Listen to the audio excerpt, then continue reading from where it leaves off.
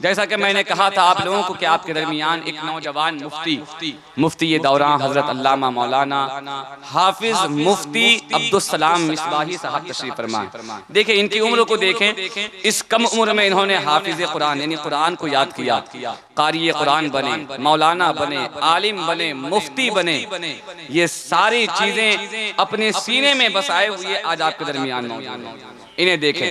اور دوسری خاص بات آپ دیکھیں، کتنے ایسے لوگ ہیں جو بارہا اپنی زبان سے کہتے ہیں کہ بھائی کچھ نہیں ہوگا، اوپر والا دیکھ رہا ہے۔ بولتے ہیں کہ نہیں؟ بہت سارے لوگ بولتے ہیں کہ اوپر والا بولتے ہیں کہ نہیں؟ کیا آپ نے کبھی سوچا کہ اللہ تبارک و تعالیٰ کے لیے لفظ اوپر والا استعمال کرنا کیسا ہے؟ بہت سارے بولتے ہیں اور بہت سارے گانے بھی آپ سنتے ہیں جس میں لفظ اللہ کو یعنی اللہ تبارک و تعالیٰ کی خاطر کیسے کیسے کلمات استعمال کی جاتے ہیں۔ بعض کلمات اللہ کو اللہ میاں کہہ دیا جاتا ہے، اللہ تبارک و تعالیٰ کی خاطر اور بھی طرح طرح کے جملے استعمال کیے جاتے ہیں۔ کیا آپ نے کبھی سوچا کہ اللہ کے لیے یہ سارے کلمات کہنا کیسا ہے؟ کبھی سوچا آپ نے؟ نہیں۔ واقعی میں اگر یہ ساری چیزیں آج آپ کو جاننی ہیں تو یہ جو آپ کے درمیان موجود ہیں، دیکھیں ایک نوجوان مفتی، ان کی ایک عظیم کتاب، بہترین خطاب آپ کے درمیان موجود ہے۔ دیکھیں یہ کتاب، حالانکہ یہ عربی، اردو، فارسی سب جانتے ہیں، لیکن انہوں نے یہ کتاب اسلام میں کیا صحیح کیا غلط، اس کو انہوں نے لکھا تو بنگلہ زبان میں لکھا۔ کیوں لکھا؟ آپ کے فائدے کی خاطر، تاکہ آپ حق اور باطل اس کا فیصلہ کر سکیں۔ آپ خود نہیں جانتے ہیں تو پوچھئے، قرآن کہتا ہے فَاسْأَلُوا أَهْلَ الذِّكْرِ إِن كُنتُمْ لَا تَعْلَمُونَ۔ جب آپ نہیں جانتے ہیں تو پوچھو جاننے والوں سے جن کے پاس علم ہے۔ الحمدللہ انہوں نے علم حاصل کیا اور ایک کتاب اسلام میں کیا صحیح کیا غلط بنگلہ زبان میں آپ تمامی لوگوں تک پہنچانے کا انہوں نے شرف حاصل کیا۔ اس کتاب میں آپ پڑھیں گے اللہ تبارک و تعالیٰ کی خاطر ہمارا عقیدہ کیسا ہونا چاہیے، اللہ کو اوپر والا کہنا کیسا ہے، اور ساتھ ہی ساتھ یہ بھی جان لیں سرکار حضور مجاہد ملت کے نواسے حضور حبیب ملت کے بھی دعائیہ کلمات اس کتاب میں محفوظ ہیں۔ تو دیکھیں ان کی عمر کو دیکھیں اور ساتھ ہی ساتھ ان کا مقام دیکھیں کہ یہ چھوٹی سی عمر، لیکن اللہ تبارک و تعالیٰ نے ان کے سینے میں کتنا علم عطا فرما دیا ہے۔ آج آپ یہاں سے جب واپس جائیں تو اس کتاب کو بھی لے کر جائیں جس کے ذریعے آپ علم حاصل کر سکیں، اور ساتھ ہی ساتھ اس نوجوان مفتی کی خطابت کو بھی سماعت کریں۔ اور جب آپ ان کی خطابت کو سماعت کریں گے تو انشاءاللہ آپ محسوس کریں گے کہ آج آپ نے اپنے سینے میں کچھ تو محفوظ کیا ہے۔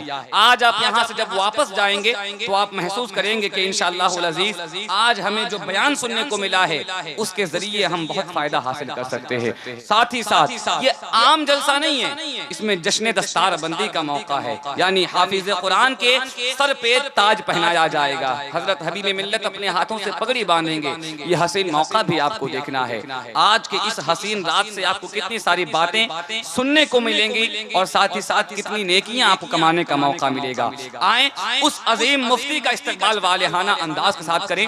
میں چاہوں تو اشعار آپ کو پڑھ کے سنا سکوں، لیکن میں یہ چاہتا ہوں کہ جو بات میں اپنی گفتگو میں جو وقت کو میں خرچ کروں اس سے کئی زیادہ بہتر ہے کہ اس وقت کو میں حضرت کے حوالے کروں اور ان کی زبانی آپ بہترین خطابت سنیں، اپنے ایمان و عقیدہ کی اصلاح کریں۔ آپ لوگ سننا چاہتے ہیں تقریر؟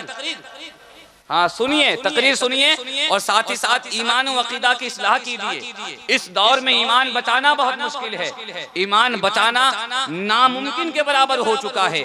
اگر آپ کو ایمان بچانا ہے تو ایسی عظیم کتابوں کو پڑھنا بھی ہے، قرآن جیسی کتاب کو پڑھنا بھی ہے، اس پہ عمل بھی کرنا ہے، اور ہمارے علماء جو سنی صحیح العقیدہ ہیں ان کی زبانی آپ کو تقریر بھی سماعت کرنی ہے، تب جا کے آپ اپنے ایمان و عقیدہ کی آپ اصلاح فرما سکتے ہیں۔ ورنہ نہ جانے ہم دنیا میں رہ کر کتنے ایسے کلمات کہہ دیتے ہیں جس سے ہمیں پتہ بھی نہیں ہوتا کہ یہ جملہ جو ہے کفریہ جملہ ہے، یعنی اس جملے کے ذریعے ہمارا ایمان ہم سے دور ہوتا جا رہا ہے اور ہمیں معلوم بھی نہیں ہوتا ہے۔ تو ان ساری چیزوں کی حفاظت آپ کو کرنی ہے۔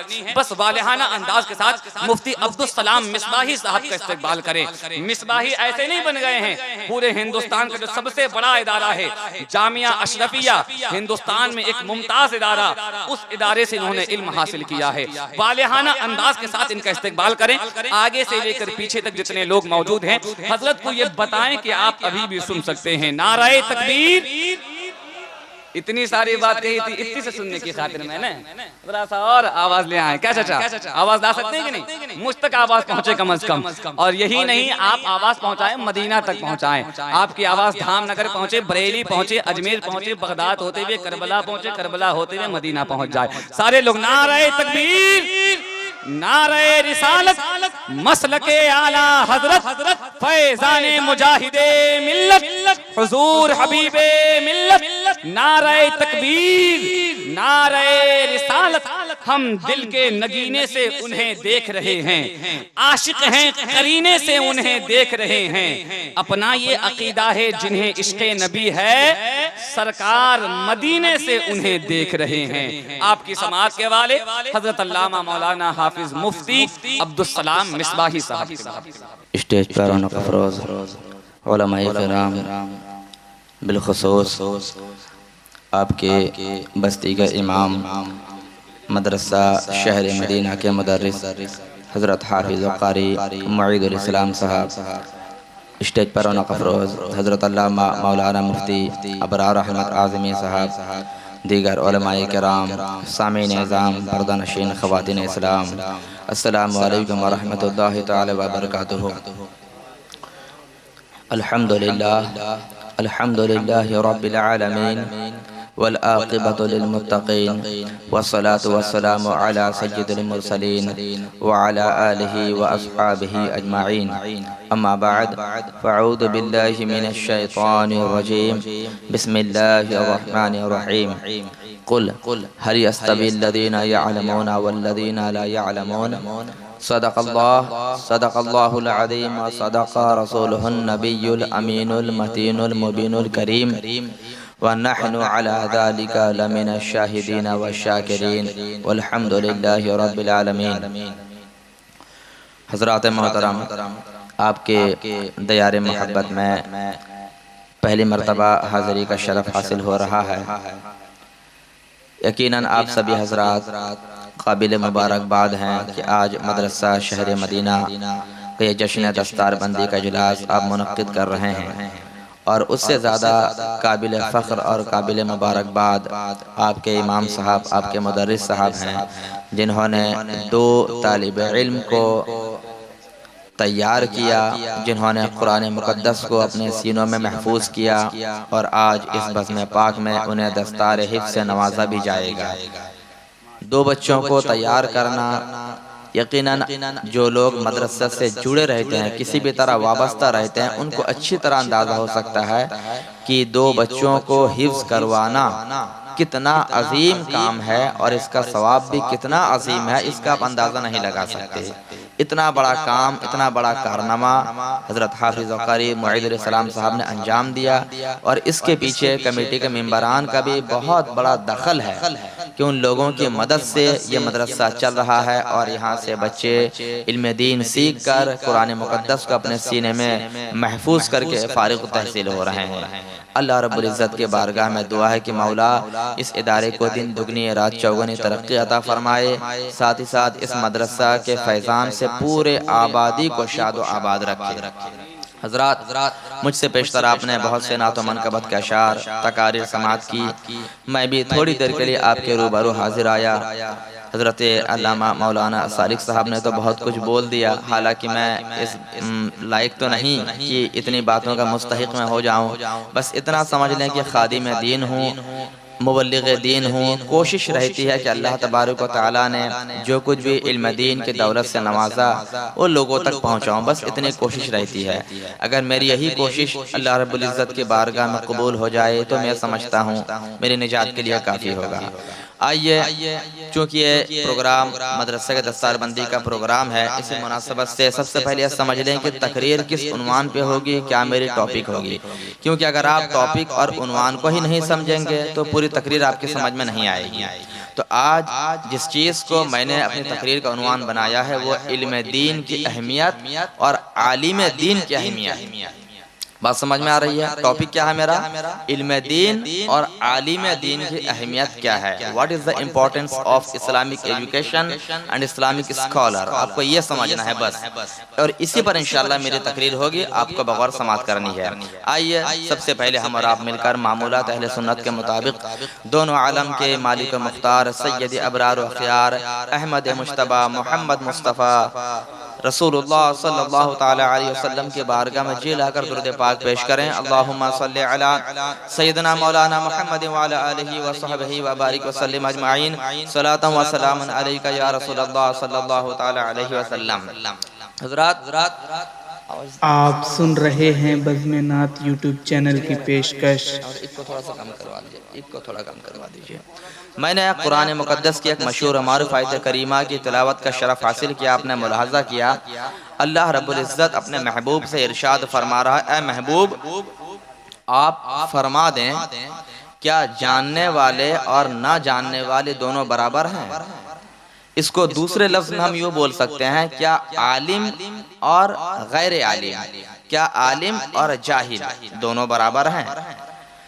اس کا مطلب یہ ہے کہ اللہ اپنے محبوب سے کہلوا رہا ہے کہ آپ فرما دیجئے کہ جس نے علم دین حاصل کیا، جس نے علم حاصل کیا اور جس نے علم حاصل نہیں کیا، ایسے دو لوگ کبھی بھی برابر نہیں ہو سکتے۔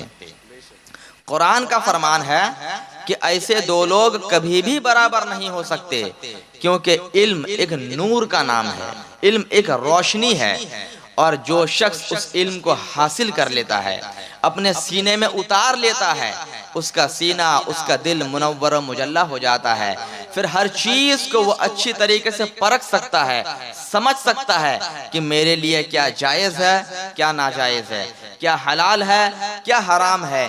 ان باتوں کی تمیز اسی شخص کو ہوگی جس کے سینے میں علم ہوگا، اور بالخصوص علم دین مصطفیٰ ہوگا۔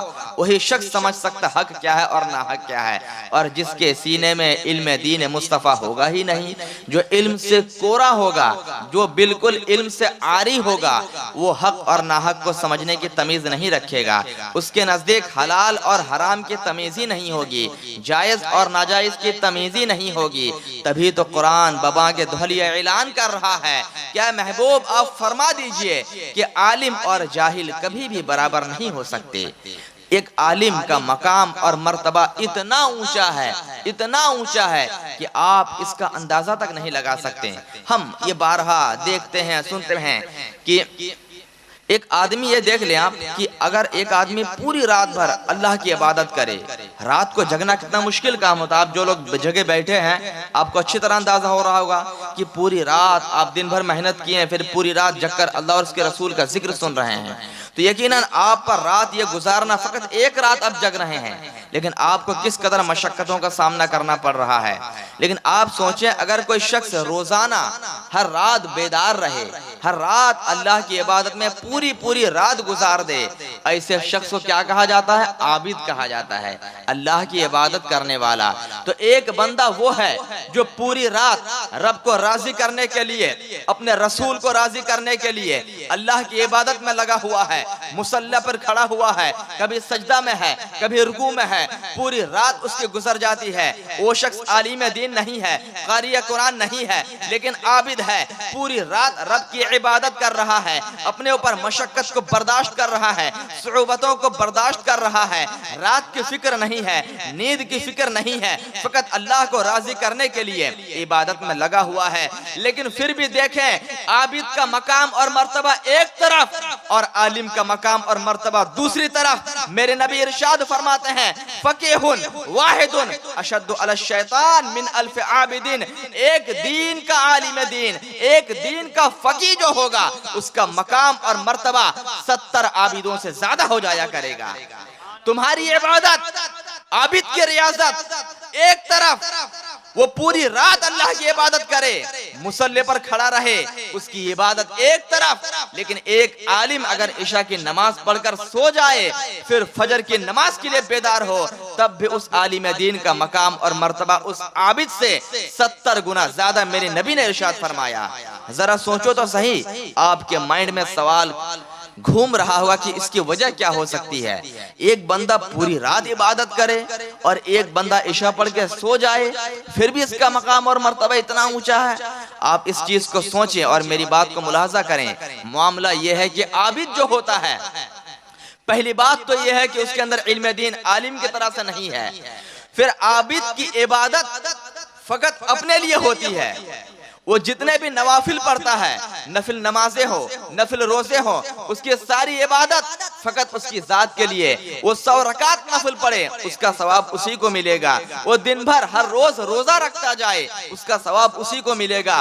تو عابد کی عبادت اپنی ذات کے لیے ہوتی ہے، اپنے فائدے کے لیے ہوتی ہے۔ لیکن ایک عالم جو ہوتا ہے، اگرچہ وہ عشاء کے بعد سو جا رہا ہے، لیکن اس کی عبادت، اس کی تعلیم کا مقصد، اس کی تعلیم کا اہم مقصد یہی ہوتا ہے کہ میری قوم کی اصلاح ہو جائے، میرے قوم کے اندر سدھار پیدا ہو جائے۔ وہ بولتا ہے تو عوام کی اصلاح کے لیے بولتا ہے، وہ علم دین حاصل کرتا ہے تو عوام کی فلاح اور بہبود کے لیے حاصل کرتا ہے۔ تو عالم کی زندگی اپنے لیے نہیں ہوتی ہے، بلکہ وہ زندگی تو قوم کی امانت ہوا کرتی ہے۔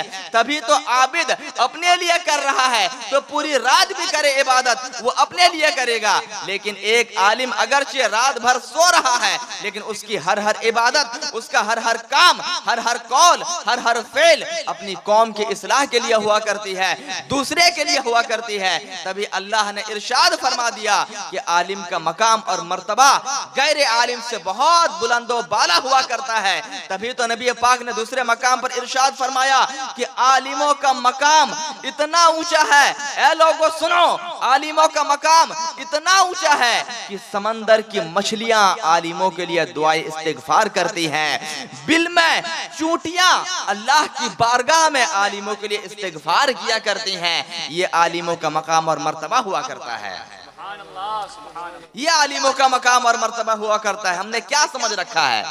عالموں کو ہم بس یہی سمجھتے ہیں نا، ہمارے محلے کے امام ہیں، جب کہو کھڑے ہو جاؤ، جب کہو بیٹھ جاؤ، جب کہو دعوت میں آ جاؤ، جب کہو فاتحہ پڑھ لو، اتنا ہلکا سمجھ رکھے ہیں۔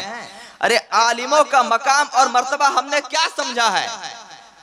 عالموں کا مقام تو میرے نبی نے ارشاد فرمایا کہ عالموں کا مقام اور مرتبہ کیا ہوتا ہے۔ ایک بندہ جو دین کے راہ میں رب کو راضی کرنے کے لیے، رسول کو راضی کرنے کے لیے، سوچئے میدان جہاد میں نکلتا ہے۔ میدان جہاد کس قدر پرخطر میدان ہوا کرتا ہے، جہاں آدمی بھوکا رہتا ہے، پیاسا رہتا ہے، اپنی ذات کی فکر نہیں، اپنے گھر والوں کی فکر نہیں، فقط مذہب اسلام کو تقویت پہنچانے کے لیے، مذہب اسلام کے نشر و اشاعت کے لیے وہ تلوار لے کر بھوکا پیاسا لہلہاتی ہوئی دھوپ میں میدان جہاد میں نکل پڑتا ہے۔ میرے نبی کا فرمان سنو مسلمانوں، دل دہل جائے گا۔ میرے نبی نے ارشاد فرمایا، ایک شخص جو میدان جہاد میں تلوار لے کر جہاد کرتا ہے، میدان جہاد میں دشمنوں کے ہاتھوں سے شہید ہو جایا کرتا ہے، اس کا خون ایک پلے میں رکھو، اور ایک عالم دین جو قلم اٹھاتا ہے، فتویٰ نویسی کرتا ہے، کتابیں لکھتا ہے، اس کی قلم کی سیاہی کو، اس کے قلم کی روشنی کو ترازو کے دوسرے پلے پر رکھو۔ مسلمانوں، میرے نبی نے ارشاد فرمایا کہ عالموں کی قلم کی سیاہی شہیدوں کے خون پر غالب آ جایا کرے گی۔ یہ مقام، یہ مرتبہ سوچو تو کس نے دیا ہے؟ یہ ہمارا اور آپ کا دیا ہوا مقام اور مرتبہ نہیں ہے، یہ ہم نے متعین نہیں کر لیا ہے کہ عالموں کا یہ مقام ہوگا، نہیں، یہ تو میرے نبی نے ارشاد فرمایا۔ صاحب شریعت جن کے ہاتھ میں اللہ رب العزت نے شریعت کو رکھ دیا ہے، اس نبی نے عالموں کا یہ مقام اور مرتبہ بتایا ہے کہ عالموں کا یہ مقام اور یہ مرتبہ ہوا کرتا ہے، کیونکہ اس سینے میں علم دین ہے، علم دین مصطفیٰ ہے، کوئی دنیاوی علم نہیں ہے۔ ہم اگر دنیاوی اعتبار سے بھی دیکھیں نا، ایک آدمی اگر ڈاکٹر بن جاتا ہے، ہم اس کی کتنی عزت کرتے ہیں نا، ارے جگہ خالی کرو، ڈاکٹر صاحب آئے ہوئے ہیں، اس کے بیٹھنے کے لیے ہم کرسی چھوڑ دیتے ہیں، اس کے کیبن میں جاتے ہیں، پرمیشن لے کر نوک کر کے آتے ہیں کہ میائی کمین آ سکتے ہیں کہ نہیں، اس کے ایک اپوائنٹمنٹ کے لیے 400 500 1000 روپے تک ہم فیس دے دیتے ہیں۔ ڈاکٹر جو ہوتا ہے، ایک ٹیچر جو ہوتا ہے، جو دنیاوی تعلیم حاصل کر کے دنیاوی علوم سینے میں اتار کر ٹیچر بنتا ہے، پروفیسر بنتا ہے، ہم اس کی بھی کس قدر عزت کرتے ہیں۔ آپ سوچیں، جب ایک بندہ دنیاوی تعلیم حاصل کر کے اس قدر اونچا مقام اور مرتبہ حاصل کر سکتا ہے کہ دنیا میں اس کے لیے کرسیاں چھوڑ دی جاتی ہے، دنیا میں ان کو ڈاکٹر صاحب کہا جاتا ہے، ماسٹر صاحب کہا جاتا ہے، تو جو شخص اللہ کی راہ میں نکل پڑتا ہے، جو بندہ رب کو راضی کرنے کے لیے، قوم کی اصلاح کے لیے اللہ کی راہ میں نکل پڑتا ہے اور علم دین مصطفیٰ حاصل کرتا ہے، شریعت کا علم حاصل کرتا ہے، اس کا مقام اور مرتبہ کتنا اونچا ہوگا آپ اندازہ لگا سکتے ہیں۔ میرے نبی نے تو یہاں تک ارشاد فرما دیا، ایک بندہ، ایک بچہ جو مدرسے میں علم دین حاصل کرنے کی نیت سے گھر سے نکلتا ہے، یہ حدیث پاک آپ نے بارہا سنی، لیکن اس میں کی گہرائی میں کبھی آپ نے جانے کی کوشش نہیں کی۔ میں آپ کو بتاتا ہوں اس حدیث پاک کی گہرائی کیا ہے۔ نبی کا فرمان ایک ایک جملہ جو ہوتا ہے جوامع الکلم ہوا کرتا ہے، اس کے اندر کس قدر گہرائی اور گہرائی ہے آپ اس کا اندازہ نہیں لگا سکتے۔ نبی پاک نے فرمایا، سنو، ایک بچہ جو ابھی حافظ قرآن نہیں بنا ہے، قاری قرآن نہیں بنا ہے، قرآن ناظرہ بھی نہیں پڑھا ہے، فقط دل میں ارادہ ہے کہ مجھے قرآن پاک پڑھنا سیکھنا ہے، ناظرہ پڑھنا ہے، اپنے گھر سے نکلتا ہے، اپنے قدم کو نکالتا ہے، کہاں جانے کے لیے؟ مدرسے کی طرف جانے کے لیے۔ ابھی مدرسہ پہنچا بھی نہیں ہے، راستے میں نکلا، ادھر سے رب کا فرمان ہو گیا، اے میرے فرشتوں جاؤ، یہ میرا بندہ دنیاوی تعلیم حاصل کرنے کے لیے نہیں جا رہا ہے، ارے یہ میرا بندہ رسول اللہ کے گھر میں جا رہا ہے، یہ تو قرآن کا علم حاصل کرنے کے لیے جا رہا ہے، رسول اللہ کے شریعت کا علم حاصل کرنے کے لیے جا رہا ہے، اے میرے فرشتوں جاؤ، اس بچے کے پیروں کے نیچے اپنے پروں کو بچھا دو، سبحان اللہ، سبحان اللہ، اپنے پروں کو بچھا دو۔ اگر رب چاہتا تو فرشتوں کو حکم ہوتا کہ اے فرشتوں جاؤ، یہ بچہ اچھے کام کے لیے جا رہا ہے۔ ہم یہی کرتے ہیں نا، جب کوئی بچہ، کوئی آدمی اچھا کام کرتا ہے تو ہم شاباشی دیتے ہیں نا، شاباش تم نے اچھا کام کیا، ہم یہی بولتے ہیں نا۔ کوئی اور اچھا کام کرتا ہے، کسی کے کمر پہ تھپکی دیتے ہیں، کسی کے سر پہ ہاتھ پھیرتے ہیں، کسی کے کندھے پر ہاتھ مارتے ہیں، تو شاباشی دینے کا اپنا اپنا اندازہ ہوتا ہے۔ تو ایک دنیاوی دستوری ہے کہ جب کوئی اچھا کام کرے اسے شاباشی دی جاتی ہے، تو جب وہ بچہ مدرسے کے لیے قدم کو نکالتا ہے تو رب اگر چاہتا تو فرشتے کو حکم دیتا، کیا میرے فرشتوں جاؤ، یہ بچہ مدرسہ جا رہا ہے، قرآن پاک کا علم حاصل کرنے کے لیے جا رہا ہے، جاؤ اس کے کندھے پر شاباشی دے دو، جاؤ اس کے کمر پر تھپکی دے دو۔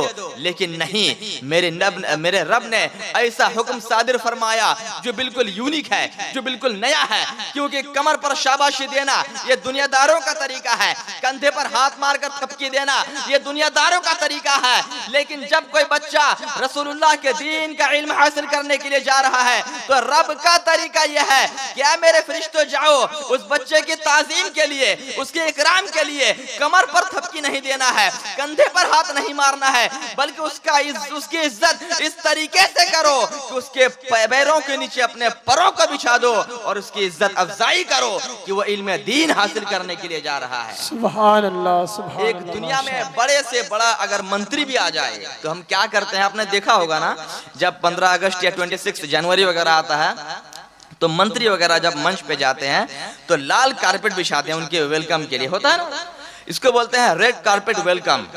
لال کارپٹ بچھا کر کے کسی منتری، سی ایم، پی ایم کا سواگت کیا جاتا ہے، اس کو ویلکم کیا جاتا ہے، کوئی بہت بڑا پوسٹ والا آدمی آ رہا ہے کہ اس کے استقبال کے لیے لال کارپٹ بچھایا گیا ہے کہ عزت افزائی کے لیے ہوتا ہے۔ لیکن میرے رب کا طریقہ دیکھو، میرے رسول اللہ کا طریقہ دیکھو، دنیاوی دستور یہ ہے کہ کوئی دنیا کا سی ایم ہو، پی ایم ہو تو اس کے پیروں کے نیچے دنیا کی لال کارپٹ بچھائی جاتی ہے، لیکن رسول اللہ کے دین کا علم جو حاصل کرنے جا رہا ہے، جو بچہ ابھی عالم دین نہیں بنا ہے، حافظ قرآن نہیں بنا ہے، میرے رسول نے اس کی عزت کس قدر بلند فرمائی سنو، اس کے پیروں کے نیچے لال کارپٹ نہیں بچھایا جا رہا ہے، اللہ کے معصوم فرشتوں کو حکم ہو رہا ہے کہ اپنے پروں کو اس کے پیروں کے نیچے بچھا دو۔ یہ عزت، کیونکہ رب اور رسول کو علم دین اس قدر پسند ہے کہ ہر موڑ پر، ہر موقع پر طالب علم کی عزت کی گئی ہے، عالم دین کی عزت کی گئی ہے، ان کا مقام اور مرتبہ لوگوں کو بتایا گیا ہے کہ عالموں کا مقام اتنا اونچا ہے، اتنا اونچا ہے کہ عام آدمی اس کو جسٹیفائی کر ہی نہیں سکتا کہ کتنا اونچا اللہ نے اور اس کے رسول نے عالموں کا مقام عطا کیا۔ عالموں کی قدر کیا کریں، عالموں کی قدر کیا کرے۔ چائے کی دکان پر بیٹھ کر اس عالم کی بدنامی، اس عالم کی چغل خوری، اس امام کی غیبت سراسر غلط طریقہ ہے۔ کبھی تو سوچے نا، آپ کے قوم کا امام ہے وہ، آپ کا امام ہے وہ، آپ ان کے پیچھے 5 وقت نماز پڑھتے ہیں، جمعہ پڑھتے ہیں، عید پڑھتے ہیں۔ اگر آپ خود اس بات کے مستحق ہوتے یا اس لائق ہوتے کہ ان کی غلطی کو آپ پکڑ سکے تو آپ مصلی امامت پر ہوتے، وہ آپ کے پیچھے ہوتا۔ لیکن جب وہ آپ کے آگے ہے، اس کا مطلب آپ سے علم میں وہ زیادہ ہے، وہ آپ کا امام ہے۔ تو ایک عام آدمی کو اس بات کا کبھی بھی حق نہیں پہنچتا ہے کہ وہ چائے کے دکان پر بیٹھ کے کسی عالم کی غیبت کرے، کسی پڑھے لکھے آدمی کی چغل خوری کرے۔ اللہ کے بندو سمجھ جاؤ، کب تک؟ ارے جس عالم کے بارے میں نبی نے فرما دیا کہ عالموں کے لیے بل میں چونٹیاں استغفار کرتی ہے، پرندے جو آسمان میں اڑتے ہیں وہ عالموں کے لیے استغفار کرتے ہیں، ہم انسان کو کیا یہ حق پہنچتا ہے کہ ہم اللہ کے رسول کے نائبین کی بدنامی، ان کی غیبت، ان کی چغل خوری چائے کے اڈوں پر بیٹھ کر کریں، چوراہے پر بیٹھ کر اس کی برائی کریں؟ اللہ کے بندو، اللہ کے واسطے سدھر جاؤ، سنبھل جاؤ۔ یہ عالم اگر نہ ہوتے تو آپ کی قوم کا حال کیا ہوتا آپ اندازہ نہیں لگا سکتے۔ یاد رکھو، یاد رکھو، جب تک یہ علماء دنیا میں رہیں گے، ایک بھی آدمی اللہ کا نام لینے والا، ایمان والا اس زمین میں رہے گا۔ یہ نائبین رسول جب تک رہیں گے، اللہ کے عذاب سے عام آدمی محفوظ رہیں گے۔ اگر یہ علماء دنیا میں نہیں رہیں گے تو علم دین نہیں رہے گا، اور جب علم دین نہیں رہے گا تو اللہ کا عذاب بھی آ جائے گا اور قیامت بھی آ جائے گی۔ قیامت کے دن سے ڈرو۔ یہ علماء کے قدموں کی برکت ہے کہ ان کے قدم مبارک کی برکت سے اللہ تبارک و تعالی بڑی بڑی مصیبتوں کو، بڑے بڑے عذابوں کو اپنے کرم سے ٹال دیا کرتا ہے۔ لیکن ہماری تو فطرت بن گئی ہے نا، ہمیں عالموں میں کیڑا نکالنا ہے، ہمیں عالموں میں غلطی اور عیب تلاش کرنی ہے۔ کسی آدمی کی اگر 10 خوبیاں ہوں، ایک خامیاں ہونا، اس کو نظر انداز کر دینا چاہیے۔ انسان، عربک میں کہاوت مشہور ہے، الانسان مرکب من الخطا والنسیان، انسان جو ہے خطا اور نسیان سے ملا کر بنایا گیا ہے۔ اس سے غلطی ہوگی، اٹس اے نیچرلی تھنگ، یہ ایک دم نیچرلی چیز ہے۔ اور خطا پر، غلطی پر تو اللہ رب العزت بھی معاف فرما دیتا ہے۔ آپ دیکھیں نا، روزے کی حالت میں اگر کوئی بھول کر کے کھانا کھا لے، پانی پی لے، روزہ ٹوٹے گا؟ کسی کو مسئلہ یاد ہے؟ بتائیے، روزہ ٹوٹے گا؟ نہیں ٹوٹے گا۔ کیوں؟ کیونکہ آپ سے غلطی ہو گئی ہے، آپ نے بھول کر کھا لیا۔ علماء نے مسئلہ یہاں تک بتایا کہ اگر بھر پیٹ بھی کھانا کھا لیں گے نا، پھر آپ کو یاد آیا کہ ارے میرا تو روزہ تھا، میں نے غلطی سے بھر پیٹ کھانا کھا لیا، یہ غلطی اللہ رب العزت معاف فرما رہا ہے کہ آپ کا روزہ نہیں ٹوٹے گا۔ لیکن اگر ایک عالم سے غلطی ہو جاتی ہے، کسی انسان سے غلطی ہو جاتی ہے، اللہ رب العزت معاف فرما رہا ہے، تو ہم تو اللہ کے بندے ہیں، ہم تو سراپا گناہوں میں ڈوبے ہیں۔ ہمیں یہ کیا حق پہنچتا ہے کہ ہم علماء کے کیڑے نکالیں، ہم کسی کی برائی کریں، ہم کسی کی غیبت اور چغل خوری میں دن گزاریں؟ نہیں میرے دوستو، عالم یہ آپ کی قوم کی امانت ہے، آپ کے سروں کے تاج ہوا کرتے ہیں، ان کی عزت کریں، ان کی عزت کریں، کیونکہ جب علماء کی عزت کریں گے تو یہی علماء جس دن آپ کا کوئی سہارا نہیں ہوگا، یہی علماء، یہی آپ کے امام، یہی آپ کے قوم کے امام بروز قیامت آپ کے لیے سہارا بن کر سامنے پیش آئیں گے۔ بروز قیامت کیا ہوگا آپ کو معلوم ہے؟ سورج جب بالکل سوا نیزے کے قریب ہوگا، کوئی پوچھنے والا نہیں ہوگا۔ آپ نے 12 تقریروں میں سنا ہے نا، باپ بیٹے سے بھاگے گا، ماں بیٹی سے بھاگے گی، کوئی کسی کو ایک نیکی دینے کے لیے تیار نہیں ہوگا۔ لیکن میرے نبی کا فرمان سنو، اس عظیم دن میں جب لوگ پسینے میں ڈبکیاں لگائیں گے، کوئی آپ کو پوچھنے والا نہیں ہوگا، ہر ایک دوسرے سے منہ چھپا کر بھاگے گا۔ میرے نبی کا فرمان سنو، دل مچل جائے گا۔ میرے نبی نے ارشاد فرمایا، بروز قیامت جب ایک دوسرے سے بھاگیں گے، کوئی کسی کو ایک نیکی دینے کو تیار نہ ہوگا، نیکوکار کو حکم ہوگا کہ اے اللہ کے نیک بندو جنت میں چلے جاؤ، جنت میں چلے جاؤ۔ تقریباً 70,000 لوگ بغیر حساب و کتاب جنت میں چلے جائیں گے، لیکن اللہ کے حکم سے علماء کو روک لیا جائے گا۔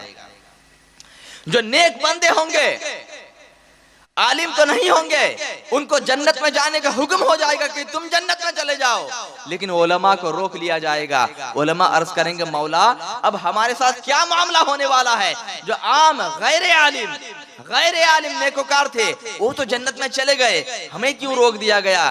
ندا دی جائے گی، غیب سے آواز آئے گی، اے علماء کی جماعت، آپ حضرات کو اس لیے روکا گیا کہ آپ اکیلے جنت میں نہیں جا سکتے، بلکہ آپ اپنے ساتھ اپنے مقتدیوں کو بھی جنت میں لے کر چلے جاؤ، اپنے ماننے والوں کو بھی لے کر جاؤ۔ تب ہر ایک ماننے والا، اگر کسی نے دنیا میں عالم دین کو ایک لوٹا پانی بھی لا کر دیا تھا وہ بھی یاد دلائے گا، اگر کسی نے طالب علم کو کھانا کھلایا تھا وہ بھی آ کر یاد دلائے گا، اگر کسی نے عالم دین کے جوتی سیدھی کی تھی وہ بھی آ کر یاد دلائے گا۔ ایسے تمام لوگوں کی سفارش وہ عالم دین رب کی بارگاہ میں کریں گے، اللہ کی بارگاہ میں سفارش قبول کی جائے گی، اور ایسے تمام لوگوں کو عالم دین اپنے ساتھ جنت میں لے کر جائیں گے۔ سبحان اللہ سبحان اللہ۔ بے شک۔ علماء کے پیچھے لگنے والوں، اللہ کے واسطے سنبھل جاؤ، سنبھل جاؤ۔ لوگ دیکھیں نا کتنی چھوٹی چھوٹی بات کو کتنی بڑی بڑی بات بنا لیتے ہیں، کتنے بڑا بڑا ایشو بنا لیتے ہیں۔ سوچنا چاہیے نا، وہ بھی تو انسان ہے، غلطی انسان سے ہو سکتی ہے۔ عالم دین کے مقام اور مرتبہ کو سوچو کہ آپ کسی عالم کی توہین نہیں کر رہے ہیں۔ اگر عالم کی توہین ہو رہی ہے تو فقط عالم کی توہین نہیں ہے، بلکہ یہ تو رسول اللہ کے نائب ہیں۔ گویا کہ عالم کی توہین رسول اللہ کی توہین ہے۔ اب آپ دل پر ہاتھ رکھ کر سوچیں، آپ کس کی توہین کر رہے ہیں؟ آپ کس کی توہین کر رہے ہیں؟ یہ ہوتا ہے معاملہ۔ اللہ کے واسطے سنبھلو، اللہ کے واسطے سدھر جائیے اور معاملے کو سمجھیے کہ اللہ نے اور اس کے رسول نے کیوں عالم کا مرتبہ اتنا اونچا کیا ہے۔ ایک مسجد میں ایک عالم صاحب خطاب فرما رہے تھے۔ لوگ دیکھیے نا کہ مطلب عالموں کو ٹیسٹ بھی کرتے ہیں۔ آپ کے معلوم ہے جو لوگ تھوڑا بہت پڑھ لیتے ہیں نا، بنگلہ ہندی پڑھنا جانتے ہیں، تھوڑا بہت ادھر ادھر سے پڑھ لیتے ہیں، وہ سمجھتے ہیں نا کہ اس علاقے میں سب سے بڑا جانکار میں ہی ہوں، امام صاحب سے بڑھ کر بھی جانکار میں ہی ہوں۔ وہ اپنے آپ کو مفتی سے کم نہیں سمجھتے ہیں۔ اب وہ کیا کرتے ہیں، اس مسجد میں چلے جائیں گے، اس مسجد میں چلے جائیں گے، عالموں کو جانچیں گے۔ انہوں نے جو پڑھا ہے بنگلہ میں، ہندی میں، اردو میں، تھوڑا بہت دو چار کتاب پڑھ لیا نا، اب آ کے پڑھ کے عالموں کو ٹیسٹ کریں گے اور سوال ایسے عجیب و غریب کریں گے کہ جن کا اصل علوم کے ساتھ کوئی واسطہ ہے ہی نہیں۔ ان کا مقصد علم دین حاصل کرنا نہیں ہے، ان کا مقصد عالموں کو جانچنا ہے کہ ٹیسٹ کریں کہ اگر بتا پائیں تو ٹھیک، نہ بتا پائیں تو ان کو ہم لو کریں گے، ان کو نیچا دکھائیں گے۔ تو عالم کی توہین مقصود ہوتی ہے۔ اب آگے کیا سوال کرتے ہیں معلوم ہے؟ آج حضرت یہ بتائیے کہ حضرت موسیٰ علیہ السلام کی ماں کا نام کیا تھا؟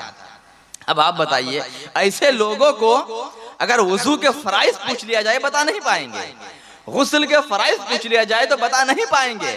اب وہ آ کے سوال کر رہے ہیں موسیٰ علیہ السلام کی ماں کا نام بتائیے۔ ایسے لوگ سوال کرتے ہیں کہ حضرت اسماعیل علیہ السلام کو جب ذبح کرنے کا حکم ہوا تھا تو جو دمبا جبریل امین جنت سے لائے تھے وہ دمبا مرد تھا یا عورت تھی؟ ایسے سوالات، بے تکی سوالات۔ مقصد علم دین حاصل کرنا نہیں ہے، مقصد فقط کیا ہے؟ عالموں کی جانچ کرنا، عالموں کی ٹیسٹ کرنا۔ ایسے ہی ایک عالم صاحب مسجد میں تقریر کر رہے تھے، تقریر کے دوران حضرت نے کہہ دیا کہ حضرت عیسیٰ علیہ السلام چوتھے آسمان پر ہیں، چوتھے آسمان پر حضرت عیسیٰ علیہ السلام ہیں۔ تو ایک مقتدی صاحب کھڑے ہو گئے، کہنے لگے کہ حضور امام صاحب قبلہ آپ نے ابھی بیان کیا کہ حضرت عیسیٰ علیہ السلام چوتھے آسمان پر ہیں، اچھا یہ بتائیے کہ چوتھے آسمان پر کھاتے کیا ہیں وہ؟ کیونکہ کھانا پینا تو دنیاوی دستور ہے، آدمی کھانا یہاں کھاتا پیتا ہے، چوتھے آسمان کا حال تو ہمیں نہیں معلوم۔ انہوں نے پوچھا کہ حضرت عیسیٰ علیہ السلام چوتھے آسمان پر کیا کھاتے ہیں؟ تو جیسا سوال ویسا جواب۔ عالم صاحب کو بڑا غصہ آیا، انہوں نے تقریر کے بیچ میں ہی کہا کہ مردود، وہ حضرت عیسیٰ علیہ السلام چوتھے آسمان پر ہیں، تمہیں ان کی کھانے کی فکر ہو گئی کہ وہ کیا کھاتے ہیں، اور میں تمہارا امام 2 سال سے امامتی کر رہا ہوں، کبھی مجھے آ کر پوچھے تو نہیں کہ آپ کیا کھاتے ہیں، کبھی میرے بارے میں پوچھے تو نہیں کہ آج کھانا پینا ہوا کہ نہیں ہوا۔ تو اس طرح کے بے تکی سوالات کر کے علماء کو الجھاتے ہیں، علماء کی جانچ کرتے ہیں۔ اللہ کے نیک بندوں، اللہ کے واسطے اس طرح کام نہ کریں۔ اگر آپ کو کوئی مسئلہ نہیں معلوم ہے تو عالم کی بارگاہوں میں دروازہ کھلا رہتا ہے، آ کے علم دین حاصل کریں، علماء کی صحبت میں بیٹھیں۔ علماء کی صحبت میں بیٹھنا نفل نماز پڑھنے سے بہتر ہے۔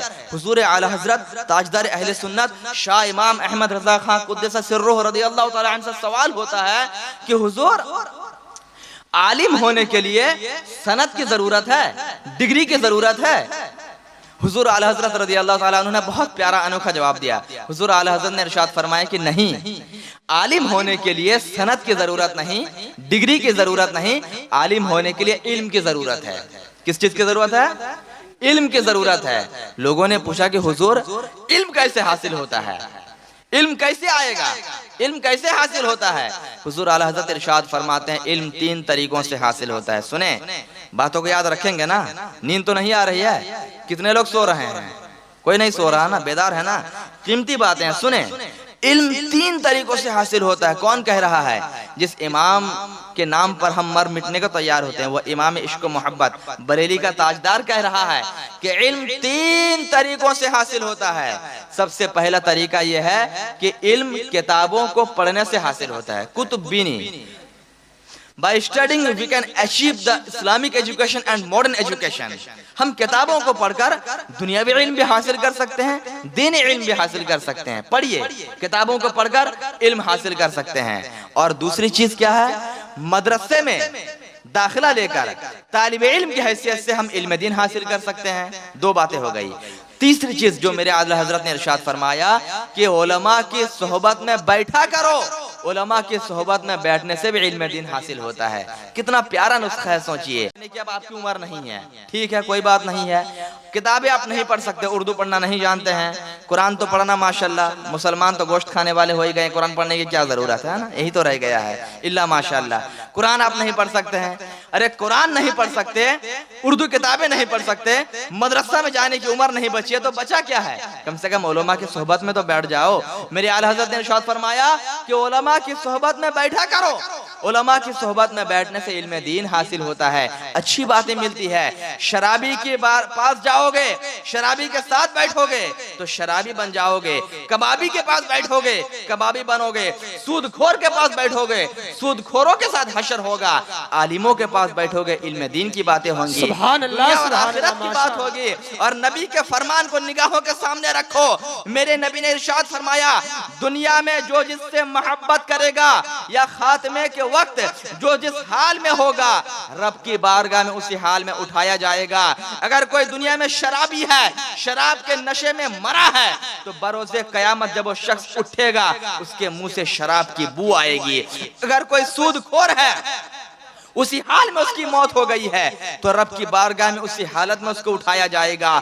جو جس سے محبت کرے گا اسی حال میں رب کی بارگاہ میں اٹھایا جائے گا. اس سے آپ اندازہ لگائیے، اگر آپ کی دوستی شرابی کے ساتھ ہے، آپ کو اسی کے ساتھ اٹھایا جائے گا. اگر آپ کی دوستی زناکار بدکار کے ساتھ ہے، آپ کو اس کے ساتھ اٹھایا جائے گا. اگر آپ کی دوستی عالم دین کے ساتھ ہے تو آپ کا حشر عالم دین کے ساتھ ہوگا اور عالم دین کے ساتھ آپ کو اٹھایا جائے گا.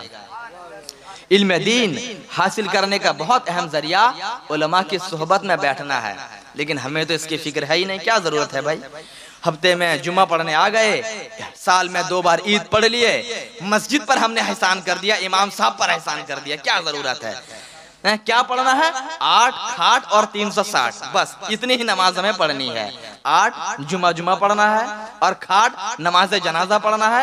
360 سال بھر میں 2 عید پڑھ لینی ہے. ہم مسلمان ہیں، ہم مسلمان ہیں. میرے عزیزوں، مسلمان اس کا نام نہیں ہے کہ سال بھر میں 3 نمازیں پڑھ لیے، ہر ہفتہ گوشت دے کر کھا لیا تو ہم مسلمان بن گئے. نہیں، مسلمان اس کو کہتے ہیں کہ میرے نبی نے مسلم شریف کی روایت ارشاد فرمایا المسلم من سلم المسلمون من لسانہ و یدہ.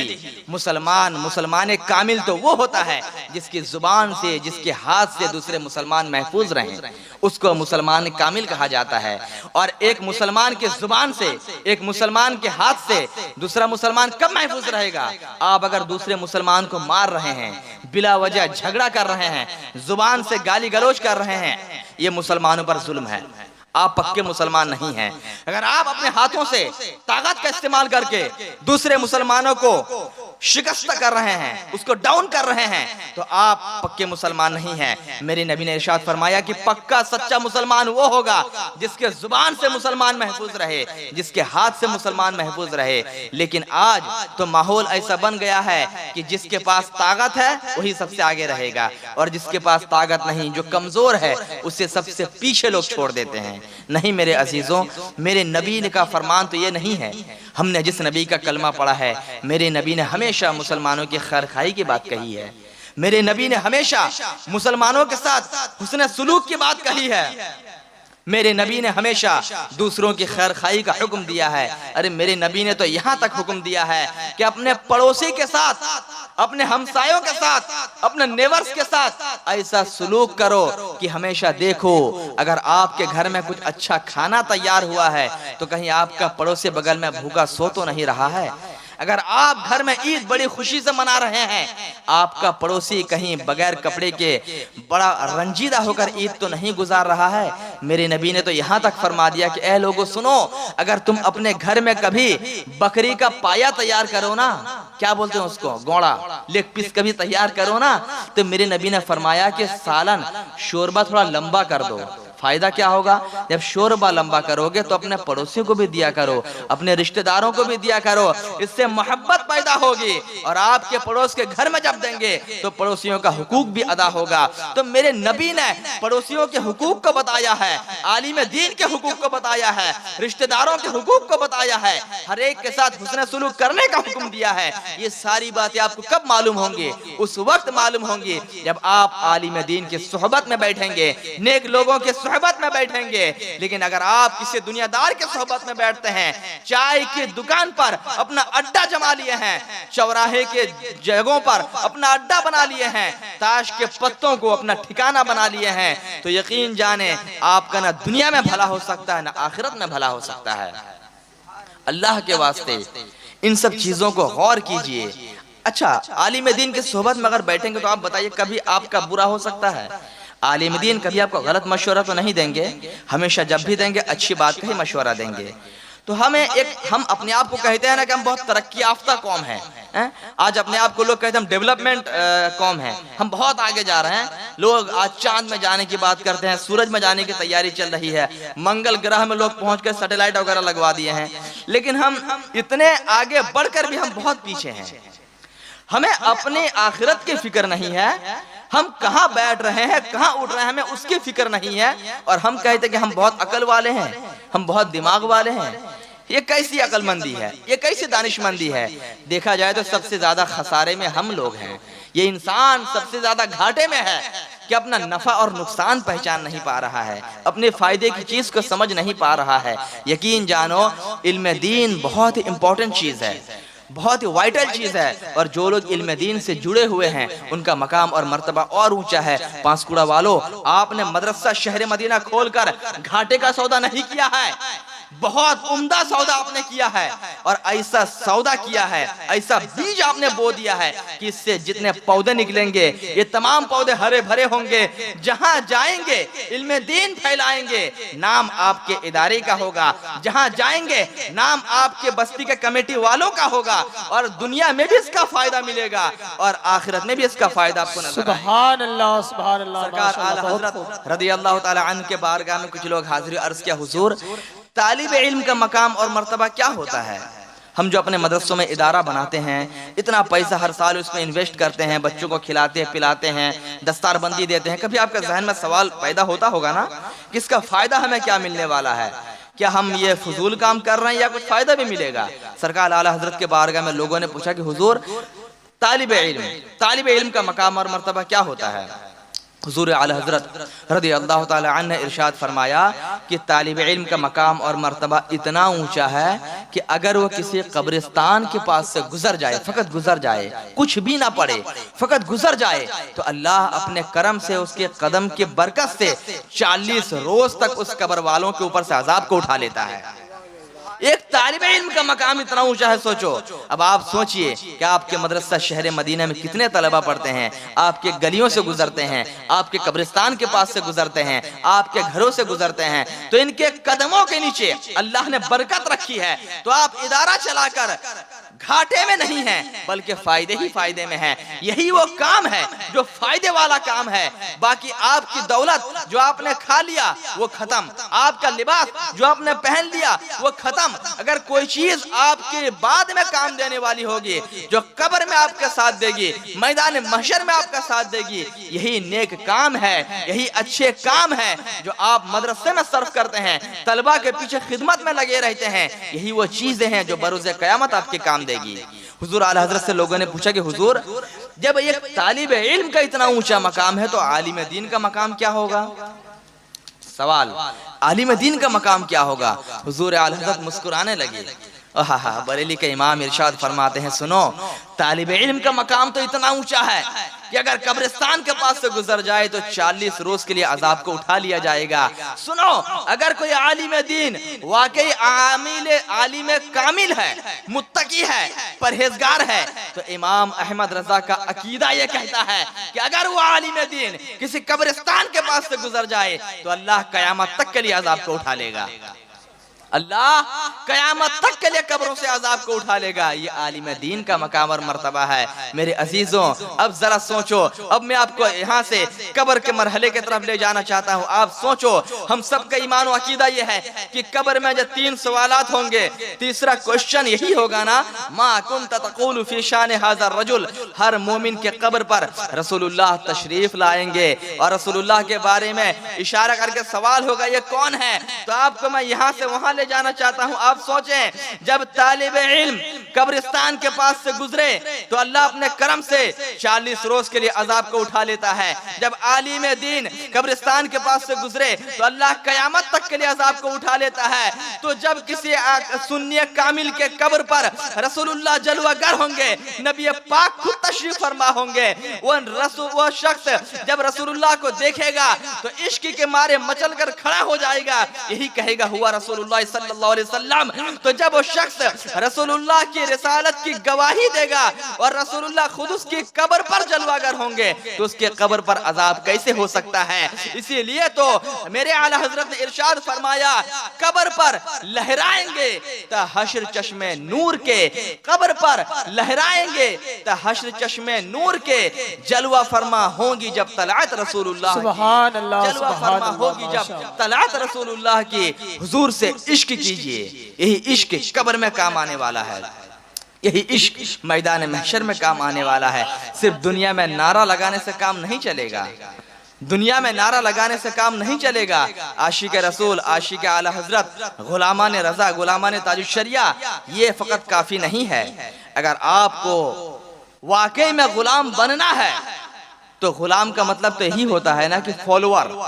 ہمارے مالک، ہمارے آقا نے ہمیں جن باتوں کا حکم دیا ہم ان کو فالو کریں، جو اس کے انسٹرکشنز ہیں، جو ان کے تعلیمات ہیں، ان کو فالو کریں۔ اسی کو کہا جاتا ہے حقیقت میں غلامی، مریدی، اسی کو کہا جاتا ہے۔ آپ نے سرکار غوث اعظم کی غلامی کا دم تو بھر لیا کہ ہم غلامان غوث ہیں، اور آپ کا ماشاءاللہ جلسہ کا نام بھی جشن غوث الورا ہے۔ آپ کو معلوم ہے سرکار غوث اعظم صرف کرامت کی وجہ سے مشہور نہیں ہے کہ انہوں نے اشارہ کیا تو پرندہ زندہ ہو گیا، انہوں نے اشارہ کیا تو مردہ زندہ ہو گیا، نہیں۔ غوث اعظم کی کرامت اپنی جگہ مسلم۔ سرکار غوث اعظم کرامت بعد میں دکھائے، پہلے انہوں نے علم دین حاصل کیا، پہلے انہوں نے 25 سال تک علم دین حاصل کیا، ظاہری علوم حاصل کیا، باطنی علوم حاصل کیا۔ علم دین حاصل جب کر لیا، حضرت غوث اعظم نے خود ارشاد فرمایا، درست العلم حتی صرت قطبا، درست العلم حتی صرت قطبا ونلت سعد من مولا الموالی۔ میں نے علم دین حاصل کیا یہاں تک کہ میں کتب بن گیا، میں نے علم دین حاصل کر لیا یہاں تک کہ میں کتب بن گیا۔ تو سرکار غوث اعظم فرما رہے ہیں کہ پہلے میں نے علم حاصل کیا، پھر میں غوث بنا، پھر میں ابدال بنا، پھر میں کتب بنا۔ تو مردہ زندہ کرنا بعد میں، پرندے کو زندہ کرنا بعد میں ہوا، کرامت کا ظہور بعد میں ہوا، لیکن میرے غوث اعظم نے پہلے علم دین حاصل کیا اور دنیا والوں کو درس دے دیا کہ اگر کچھ بننا ہے، اگر کچھ بننا ہے تو پہلے رسول اللہ کے دین کا علم حاصل کرو، پہلے شریعت کا علم حاصل کرو۔ بغیر شریعت کے کوئی بھی شخص طریقت کے منازل کو طے نہیں کر سکتا ہے۔ آج کچھ پیر حضرات اللہ ماشاءاللہ، کچھ ایسے اٹھ پٹانگ قسم کے لوگ یہ بکتے ہیں نا کہ ہم معرفت والے ہیں، ہمیں شریعت کی کیا ضرورت ہے، ہمارے پیر صاحب ہمارے لیے نماز پڑھ لیتے ہیں، وہی ہمارے لیے کافی ہو جاتا ہے۔ معاذ اللہ رب العالمین۔ آپ ذرا سوچیں، اگر یہی بات ہوتی تو رسول اللہ کو نماز پڑھنے کی کیا ضرورت ہوتی؟ اولیاء کرام کو نماز پڑھنے کی کیا ضرورت ہوتی؟ سرکار غوث اعظم، سرکار خواجہ غریب نواز کی زندگی کو دیکھو، پوری رات اللہ کی عبادت میں لگے رہتے۔ تو سب سے پہلے شریعت کا علم حاصل کرنا ہے، اپنے بچوں کو مدرسے کا راستہ دکھائیں۔ خدا را دین علم بہت ضروری ہے، موسٹ امپورٹنٹ ہے یہ۔ آپ دنیاوی علم دلائیے اپنی جگہ ٹھیک ہے، کوئی بات نہیں ہے، اپنے بچوں کو آپ ڈاکٹر بنائیں، انجینئر بنائیں، وہ بھی ضروری ہے، بنائیں، لیکن ساتھ ہی ساتھ جہاں آپ اپنے بچوں کو 15 سال 20 سال اسکول میں پڑھوا کر ان کو ڈاکٹر بنا رہے ہیں، انجینئر پروفیسر بنا رہے ہیں، وہیں کہ اپنے بچوں کے لیے روزانہ 20 منٹ آپ نہیں نکال سکتے؟ ہو سکتا ہے کہ نہیں؟ آپ بتائیں۔ آج دیکھیں نا، آپ کا بچہ ڈاکٹر بننے کے بعد بھی، انجینئر بننے کے بعد بھی ایک لائن قرآن پاک نہیں پڑھ سکتا ہے۔ اب آپ بتائیں کہ آپ نے لاکھوں لاکھ خرچ کر کے جو علم اسے دیا، وہ علم آپ کا دنیا میں نہ کام آنے والا ہے نہ آخرت میں کام آنے والا ہے۔ آخرت میں تو ہے ہی نہیں، کیونکہ دنیاوی علوم ہے، اور دنیا میں اس لیے نہیں ہے کہ میں نے اکثر بیشتر یہ دیکھا ہے کہ جو لوگ فقط دنیاوی علم حاصل کرتے ہیں، ان کے گھر میں دینی ماحول نہیں ہے، اس نے قرآن و حدیث کا علم حاصل نہیں کیا ہے، تو میں نے دیکھا کہ ڈاکٹر ہو، انجینئر اور پروفیسر بننے کے بعد بھی باپ ماں کی خیرخواہی نہیں کرتے، باپ ماں کی خدمت نہیں کرتے۔ لاکھوں لاکھ روپیہ خرچ کر کے آج لوگ پچھتا رہے ہیں کہ کاش میں اپنے بچے کو عالم دین بنا دیا ہوتا۔ لاکھوں لاکھ خرچ کر کے لوگ ڈاکٹر انجینئر بنا کر افسوس کرتے ہیں۔ تو میں اس لیے آپ کو ذہن دے رہا ہوں کہ آپ اپنے بچوں کو کچھ بھی بنائیں، XYZ بنائیے، کوئی پرابلم نہیں ہے، نو پرابلم، بنا سکتے ہیں۔ ایک مسلمانوں کو ہر پوسٹ پہ ہونا بھی چاہیے، ہر محلے میں، ہر علاقے میں ایک مسلمان وکیل ہونا چاہیے، ایک مسلمان پولیس والا ہونا چاہیے، ایک مسلم ڈاکٹر ہونا چاہیے، لیکن اس کا مطلب یہ نہیں ہے کہ وہ مسلمان ہو اور قرآن پڑھنا نہ جانے، وہ مسلمان ہو حدیث پڑھنا نہ جانے، وہ مسلمان ہو اس کے پاس اتنی بھی تمیز نہیں ہو کہ وہ بیٹھ کر پیشاب کرنا چاہیے کہ کھڑے ہو کر پیشاب کرنا چاہیے، پانی پینے کا طریقہ کیا ہے، درود پڑھنے کا سلیقہ کیا ہے۔ اگر یہ بھی نہیں معلوم تو آپ کا علم کس کام کا؟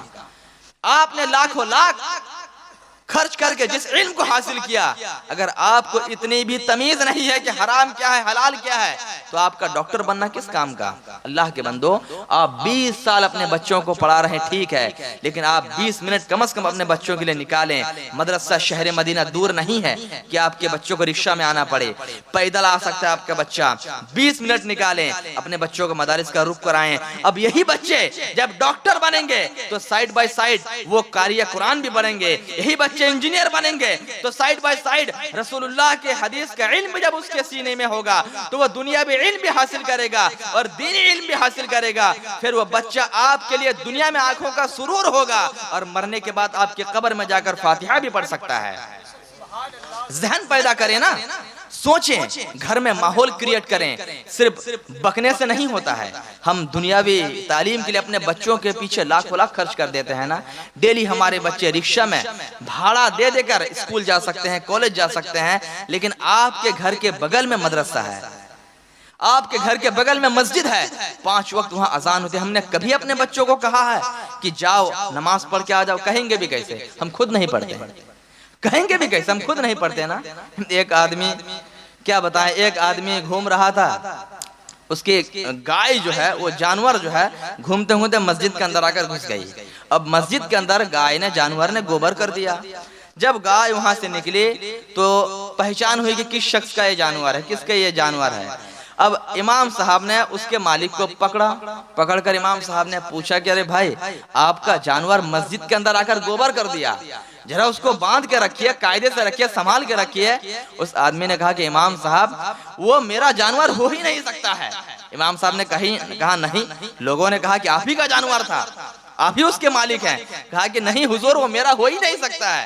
امام صاحب نے پوچھا آپ اتنے ہمت کے ساتھ اور کانفیڈنس کے ساتھ کیسے بول رہے ہیں؟ اس شخص نے کہا کہ حضور کبھی میں مسجد نہیں آیا، میرا جانور کیا مسجد آئے گا؟ تو آپ کا حال یہی تو نہیں ہے، آپ کا حال یہی تو نہیں ہے؟ پہلے خود مسجد جائیں، اپنے بچوں کو مسجد لے جائیں، ماحول بنائیں نا۔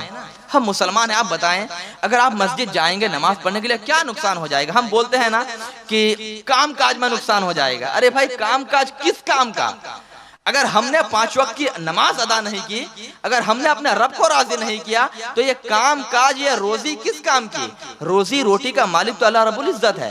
کیا ہمیں رب کی ذات پر اتنا بھی بھروسہ نہیں ہے؟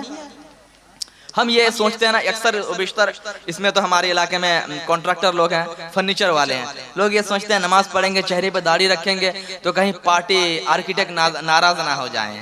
آپ ذرا سوچیں نا، آپ آرکیٹیکٹ کو خوش کرنے کے لیے، پارٹی کو خوش کرنے کے لیے چہرے پر داڑھی نہیں رکھ رہے ہیں، نماز نہیں پڑھ رہے ہیں۔ آپ کو آرکیٹیکٹ کی خوشی اور ناراضگی کا فکر تو ہے، لیکن آپ کا رب کس سے خوش ہو رہا ہے آپ کو فکر نہیں ہے. بڑے عجیب انسان ہے یار. ارے سوچو تو صحیح, اللہ نے عقل سلیم دیا کس لیے دیا ہے؟ سوچنے کے لیے دیا ہے نا. کیا ہماری زندگی جانور سے ہی بدتر ہو گئی ہے؟ ہمیں ایک انسان, ایک پارٹی, ایک کانٹریکٹر, ایک آرکیٹیکٹ کی خوشی کی فکر ہے, لیکن ہمیں رب کی خوشی کی فکر نہیں ہے کہ میرا رب کس سے خوش ہو رہا ہے. آپ جانیں, اگر آپ اپنے مالک کو خوش کرنے کے لیے, اپنے آرکیٹیکٹ کو خوش کرنے کے لیے اللہ کو ناراض کر دیا, تو کہیں ایسا نہ ہو کہ اللہ آپ سے ناراض ہو کر جو کام آپ کا بننے والا تھا وہ بنا بنایا کام آپ کا بگاڑ دے. روزی تو اللہ رب العزت کے دستے قدرت پر ہے نا, وہ چاہے گا تو آپ کو کام ملے گا. کیا مشکل ہے کہ آپ نے جس کو خوش کرنے کے لیے داڑھی مڈایا, نماز چھوڑی, وہی آپ سے ناراض ہو جائے, آپ کو کام نہ ملے؟ کوئی گارنٹی تو نہیں ہے نا کہ میں اس کو خوش کر لیا تو مجھے شیور کام ملے گا ہی کام ملے گا, ایسا تو نہیں ہے. ذہن بنائیں نا, اللہ کو خوش کرنے کی کوشش کریں, وہ کام کریں جس سے رب اور اس کے رسول راضی ہوں, علم دین سے قریب ہوں, اپنے بچوں کو مدرسے کا رخ کرائیں. یقین جانیں جب تک آپ بچوں کو مدرسے کا رخ نہیں کرائیں گے, تہذیب اور سیولائزیشن جس چیز کو بولتے ہیں نا, وہ کبھی بھی حاصل نہیں ہو سکتا, کبھی بھی نہیں مل پائے گا. اسکول کالجز کی تعلیم میں بچوں کو تہذیب نہیں سکھائی جاتی ہے. آج تو آپ دیکھ ہی رہے ہیں اسکولوں کا ماحول کیا ہوتا ہے, اسکول میں کیا ہوتا ہے, کالجز میں کیا. میں ماڈرن ایجوکیشن یا اسکول کی تعلیم کی مخالفت نہیں کر رہا ہوں, الحمدللہ میں خود ڈبل گریجویٹ ہے, میں خود ڈبل گریجویٹ ہوں, میں اس کی مخالفت نہیں کر رہا ہوں. لیکن میرے کہنے کا مقصد یہ ہے کہ آپ اسکول میں بچوں کو بھیج رہے ہیں تو دیکھیں آپ کی بچیاں کہاں جا رہی ہے. ہاتھ میں اینڈرائیڈ ہے, اسمارٹ فون ہے, اس کا یوز کس طرح ہو رہا ہے, بچوں کا خیال کریں. آپ کے بچوں کے ہاتھ میں فون ہے, پوری دنیا ان کے مٹھی میں ہے. آپ کی بچی جوان ہے, اسکول جا رہی ہے, کہاں جا رہی ہے اس کی فکر کریں, وہ لوٹ کے کب آ رہی ہے اس کی فکر کریں. اور ساتھ ہی ساتھ ان کو جب آپ دینی علوم دیں گے, گھروں میں اسلامک ماحول پیدا کریں گے, تب وہ بچے غلط راستے پر نہیں چلیں گے. وہ بچے ہمیشہ باپ ماں کا پاس و لحاظ کریں گے. لیکن آج علم دین سے دوری کی وجہ سے, گھروں میں اسلامک ماحول نہ ہونے کی وجہ سے ہمارے بچوں کو کسی بات کی فکر نہیں ہے. وہ اسکول تو جاتے ہیں, وہاں پڑھتے ہیں یا کیا کرتے ہیں واللہ اعلم بالصواب. وہ اسکول تو جاتے ہیں, تہذیب کیا سیکھیں گے, تہذیب کو بگاڑ کر آ جاتے ہیں. اگر آپ کو بچوں کو سنبھالنا ہے, سدھارنا ہے, تہذیب سکھانا ہے, گھروں میں اسلامک ماحول پیدا کریں. حافظ معید صاحب آپ کے بستی کے امام ہیں, مدرس ہیں, ان کے پاس بچوں کو بھیجیں, بچوں کو قرآن کی تعلیم دیں, حدیث کی تعلیم دیں. جب آپ ایسی نیت کریں گے, ان بچوں کو دینی علوم کے ساتھ دنیاوی علوم بھی دیں گے, تو ہی بچے آپ کے دنیا میں بھی کام آئیں گے اور مرنے کے بعد بھی آپ کے لیے اصالہ ثواب کا ذریعہ بن جائیں. شک سبحان اللہ. ذہن کو بدلے, ہے نا, ماحول کو تھوڑا چینج کریں. بہت کچھ ہو گیا, ہم نے بیرا روی میں بہت زندگی گزار دی, بہت زندگی گزار دی. عالموں کی قدر کریں, عالموں کی قدر کریں, علماء کی قدر کریں. اللہ نے, اس کے رسول نے ان کو مقام اور مرتبہ بہت اونچا دیا ہے. آپ دیکھیں, ہمیں اس بات کی تو فکر ہوتی ہے نا, ہمیشہ ہم جب مسجد کے لیے امام یا مدرسے کے لیے مدرس تلاشتے ہیں تو ہم کیا کرتے ہیں, ہم بہت سارے لوگ اشتہار نکالتے ہیں, بہت سارے لوگ کیا کرتے ہیں, پیپر پہ نکالتے ہیں, سوشل میڈیا پہ نکالتے ہیں. کیا ہے, ہمیں ایک ایسے امام کی ضرورت ہے جو مفتی ہو, حافظ ہو, قاری ہو, عالم ہو, سب کچھ ہو. سیلری کیا نیچے لکھی ہے, 7,000 روپیہ. یہی ہوتا ہے نا, آپ کو چاہیے سب کچھ. آپ کو مفتی کی ڈگری والا بھی امام چاہیے, حافظ بھی ہونا چاہیے, قاری بھی ہونا چاہیے, سب کچھ ہو, نعت بھی پڑھ لے, تقریر بھی کر لے, سب کچھ کر لے, سیلری 7,000 روپیہ. کیوں بھائی, کیوں؟ ایک عام آدمی جو آج ایک ڈیلی میں کھٹنے والا فرنیچر کا مستری ہے, وہ بھی آج 25,000 مہینہ کماتا ہے. بتائیے, ایک ڈیلی میں کھٹنے والا عالموں کی آپ نے ہی قدر کیا. جو عالم اپنی زندگی کو اپنے قوم کے نام کر دیا, آپ نے اس کے لیے کیا کیا. ایک عالم اکیلا پوری بستی کو سنبھالتا ہے. پوری بستی والے مل کے ایک عالم کو نہیں سنبھال سکتے, پوری بستی والے ایک عالم کو نہیں سنبھال سکتے. 7,000 8,000 سیلری. آپ بتائیے, ڈاکٹر کے پاس اگر آپ جائیں گے تو آپ سے 500 روپے فیس لے گا, اور ایک عالم جائے گا تو ڈاکٹر کیا بولے گا, اچھا آپ عالم صاحب ہیں, آپ کی 7,000 سیلری ہے, لائیے ہم آپ سے 200 روپے فیس لیتے ہیں. ابھی کبھی ایسا ہوتا ہے, ہوتا ہے بتائیے. آپ راشن خریدنے جائیں گے, دکانوں پر تیل بھی خریدنے جائیں گے نا, تو کوئی آپ سے یہ نہیں کہے گا اچھا آپ امام صاحب ہیں, لائیے آپ سے ہم 110 روپے 20 روپے کم لے لیتے ہیں. ایسا تو نہیں ہوتا ہے نا. مارکیٹ جو ریٹ آپ کے لیے دے رہی ہے وہی ریٹ ایک عالم کے لیے بھی ہے. تو ایک آپ کی تنخواہ 20,000 میں بھی گھر نہیں چل پاتا ہے, مینٹیننس نہیں ہو پاتا, ہمیشہ روتے رہتے ہیں یار کمائی تو کچھ ہو ہی نہیں رہا, گھر کیسے چلے گا, یہ پریشانی وہ پریشانی. تو اب آپ سوچیں نا, دل پہ ہاتھ رکھ کے سوچیں نا کہ جب 20,000 تنخواہ میں ہمارا گھر نہیں چل پاتا تو ایک عالم بھی تو بال بچے والا ہوتا ہے, اس کی بھی تو فیملی لائف ہے. 7,000 میں اس کی فیملی مینٹیننگ کیسے ہوگی, کیسے ہوگی؟ آپ سوچیں نا. علماء کی قدر کریں, تنخواہ کی طرف دھیان دیں. ایک عالم بچے کی پیدائش سے لے کر اس کے کان میں جو اذان ہوتی ہے نا وہ بھی ایک عالم ہی دیتا ہے. وہاں سے اس کے کام کی شروعات ہوتی ہے اور کہاں جا کر ختم ہوتا ہے اس کا کام؟ جب بچہ بڑا ہوتا ہے, جوان ہوتا ہے, بوڑھا ہوتا ہے, قبر میں اتر جاتا ہے, تو قبر میں دفن کرنے کے بعد بھی اگر کوئی اذان دیتا ہے نا وہی عالم دیتا ہے. تو آپ کی پوری زندگی ایک عالم کے سایہ تلے ہے, ایک عالم کے رحم و کرم تلے ہے, احسان تلے ہے. تو ایک عالم کی ضرورت آپ کو پوری لائف ہے, اس کے بغیر ایک آدمی ایک قدم نہیں چل سکتا ہے.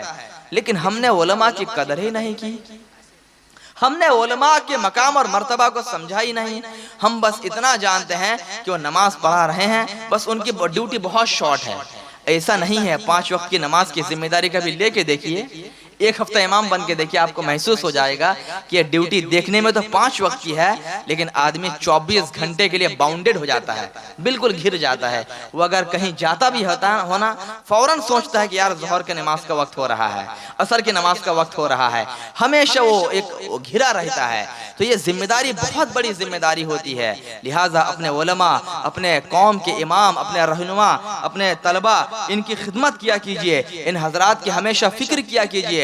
اللہ اور اس کے رسول نے عالموں کے مقام اور مرتبہ کو جو بیان کیا اس کے مطابق ان کو وہ ریپوٹیشن دیجئے, ان کی عزت دیجئے. یقین جانیں جب علماء کی خدمت آپ کریں گے یہ خدمت کبھی بھی آپ کے رائے گا نہیں جائے گی, کیونکہ عالم کی خدمت حقیقت میں رسول اللہ کی خدمت ہے. کیونکہ میرے نبی نے ارشاد فرمایا العلماء ورثۃ الانبیاء, یہ علماء انبیاء کے وارثین ہوتے ہیں. علماء انبیاء کے وارثین ہوتے ہیں. جو کام پہلے انبیاء کرام کرتے تھے اب وہی کام ان علماء سے لیا جا رہا ہے. لہٰذا علماء کی خدمت انبیاء کرام کی خدمت ہے, رسول اللہ کی خدمت ہے. اور علماء کرام کو ناراض کرنا, ان کو برا بھلا کرنا, ان کو گالی گلوچ کرنا, یہ رسول اللہ کی شان میں گستاخی ہے. اور جو شخص رسول اللہ کو کے گستاخ ہوگا وہ شخص نہ دنیا میں کامیاب ہوگا نہ آخرت میں کامیاب ہوگا. مسئلہ آپ کو یہاں تک بتا دوں کہ بہت سارے لوگ سوچتے نہیں ہے نا, کچھ بھی اول پھول بک دیتے ہیں. اگر کوئی شخص کسی عالم کی توہین فقط اس کے علم کے بنا پر کرے وہ کافر ہو جائے گا. علم کے بنا پر اگر کسی عالم کی توہین کی جائے کہ یہ عالم دین ہے, اس نے علم دین حاصل کیا, کیا کمائے گا, تو وہ کافر ہو جائے گا. اور اگر کوئی شخص ذاتی پرسنلی میٹر پر کسی عالم کی توہین کرتا ہے تو یہ کام ناجائز و حرام ہے.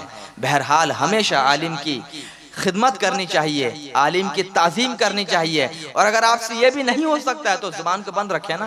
السکوت والنجات, جو خاموش رہا من سکتا نجا, جو شخص خاموش رہا وہ نجات پایا. اگر آپ سے کسی کی اچھائی بیان نہیں ہوتی ہے تو زبان کو خاموش رکھیں, اللہ آپ کو ہدایت دے. اب برا تو نہ بکیں, برا تو نہ بولیں, اس لیے جب بھی بولیں اچھا بولیں, کیونکہ ہر اچھی بات پر بھی اللہ تبارک و تعالی ایک صدقے کا ثواب عطا فرماتا ہے. جب بولیں تو اچھی بات بولیں, بری باتوں سے پرہیز کریں. عالموں کی توہین, طلباء کی توہین, ان کاموں سے بچیں اور ہمیشہ علم دین کی جستجو میں رہیں, فکر میں رہیں. خود بھی علم دین حاصل کریں, اپنے بچوں کو علم دین کی طرف متوجہ کریں. علماء کی صحبت میں بیٹھیں, یقیناً علماء کی صحبت میں بیٹھیں گے تو اللہ اپنے کرم سے آپ کو گناہوں سے محفوظ بھی رکھے گا اور آپ کو دینوں اور دنیا میں دونوں طرف سے برکتوں سے اور فائدوں سے مالا مال بھی فرما دے گا. اللہ کے نیک بندوں کی یہی پہچان ہے کہ ہمیشہ علم دین کے جستجو میں لگے رہتے ہیں. ساتھ ہی ساتھ حضرات محترم, قابل مبارکباد آپ حضرات کہ آپ حضرات نے بہت بڑا کام انجام دیا کہ 2 بچوں کو حافظ قرآن بنا کر آپ نے تیار کیا. قابل مبارکباد آپ کے امام صاحب حضرت حافظ قاری معید الاسلام صاحب کہ جنہوں نے اتنا بڑا کام انجام دیا. ایک بچے کو حافظ قرآن بنانا اتنی بڑی سعادت کی بات ہے کہ ان کے نجات کے لیے یہی کام کافی ہو جاتا ہے. اور حافظوں کا مرتبہ اللہ اللہ, آپ بارہا سنتے ہیں نا حافظوں کا مرتبہ تو اتنا اونچا ہے کہ بروز قیامت ان کے باپ ماں کے سروں پر ایسا روشن تاج رکھا جائے گا کہ جس کی روشنی سے جنت کے محلات بھی جگمگا اٹھیں گے۔ اور حافظوں کا مرتبہ اتنا اونچا ہے کہ رب کی طرف سے حافظوں کو حکم ہوگا تم قرآن پاک پڑھو، اب وہ حافظ قرآن پاک پڑھتا جائے گا، جنت کی سیڑھیوں میں چڑھتا جائے گا، قرآن پاک کی تلاوت ہو رہی ہے، جنت کی سیڑھیوں میں چڑھتا جا رہا ہے۔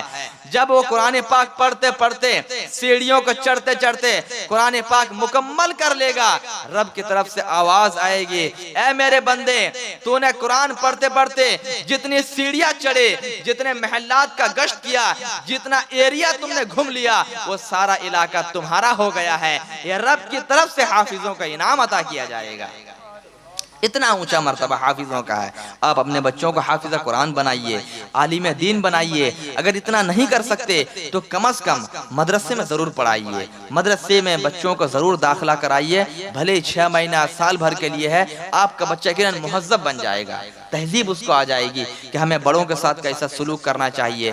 کیونکہ فقط علم کے ذریعے نا کوئی بھی انسان عالم نہیں بن سکتا ہے۔ امام غزالی رضی اللہ تعالیٰ عنہ کتنے بڑے پائے کے صوفی فلسفر تھے، انہوں نے ارشاد فرمایا نا، انہوں نے کہا ہے کہ عالم علم دین حاصل کر کے نہیں بنتا ہے، بلکہ اندر جتنا زیادہ ادب ہوگا وہ اتنا ہی بڑا عالم دین ہوگا۔